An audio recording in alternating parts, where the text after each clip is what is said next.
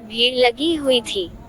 चाय वालों की आवाजें, यात्रियों की भागदौड़ और प्लेटफॉर्म पर आती जाती ट्रेनों के बीच एक दुबला पतला लड़का बेंच पर बैठा था। उसका नाम था निखिल। उम्र मुश्किल से 22 साल। जेब में केवल 370 रुपीस और दिल में एक सपना। निखिल किसी बड़े घर का बेटा नहीं था।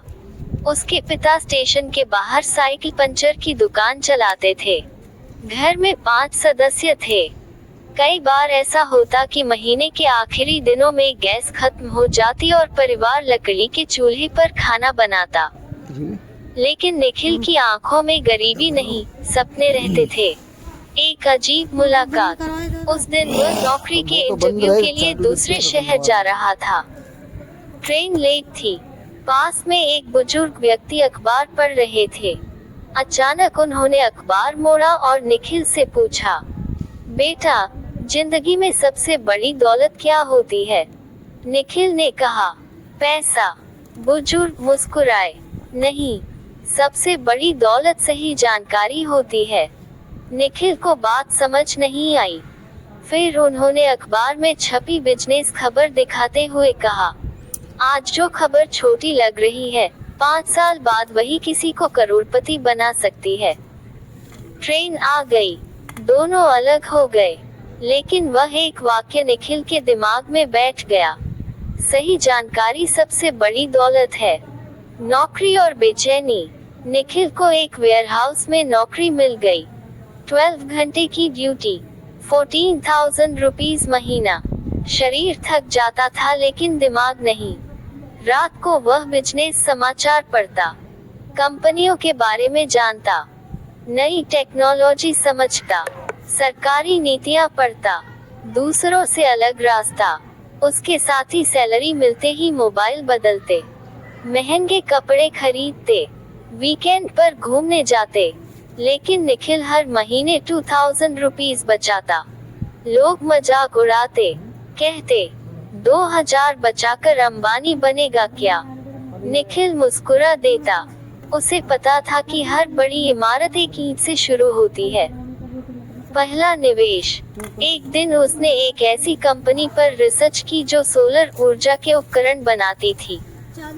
उस समय कोई उस कंपनी का नाम भी नहीं जानता था।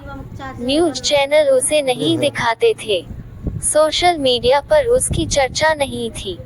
लेकिन निखिल ने देखा कि सरकार लगातार नवीकरणीय ऊर्जा पर जोर दे रही है।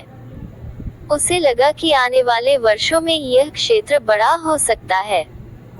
उसने अपनी बचत के 18,000 रुपए उस कंपनी में लगा दिए। 3 साल की परीक्षा।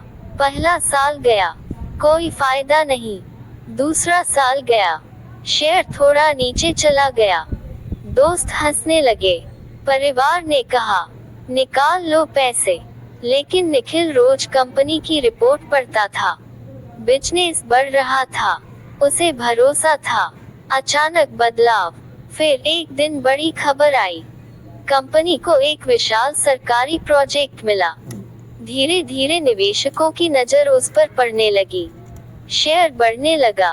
10%, 25%, 60%, 100%। निखिल की 18,000 रुपीस की निवेश राशि कई गुना हो चुकी थी। लेकिन उसने तुरंत नहीं बेचा, क्योंकि अब वह केवल शेयर नहीं, बिजनेस को समझता था। असली जीत। 5 साल बाद उसका पोर्टफोलियो लाखों में पहुंच चुका था। लेकिन सबसे बड़ी बात यह नहीं थी। सबसे बड़ी बात यह थी कि उसने खुद को बदल लिया था। वह भाग्य पर नहीं, ज्ञान पर भरोसा करता था। एक दिन, वही रेलवे स्टेशन, वही प्लेटफॉर्म, वही चाय की दुकान। निखिल एक बेंच पर बैठा था। पास में एक लड़का नौकरी के इंटरव्यू के लिए जा रहा था। उसके चेहरे पर चिंता साफ दिखाई दे रही थी। निखिल मुस्कुराया और पूछा, बेटा, जिंदगी की सबसे बड़ी दौलत क्या होती है? लड़के ने जवाब दिया, पैसा।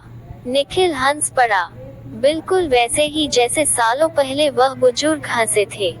फिर उसने कहा, नहीं, सबसे बड़ी दौलत सही जानकारी होती है। पैसा तो उसके पीछे पीछे आता है। कहानी का संदेश। शेयर मार्केट में सफलता सिर्फ चार्ट देखने से नहीं मिलती। सफलता तब मिलती है जब इंसान भीड़ एक टिकट जिसने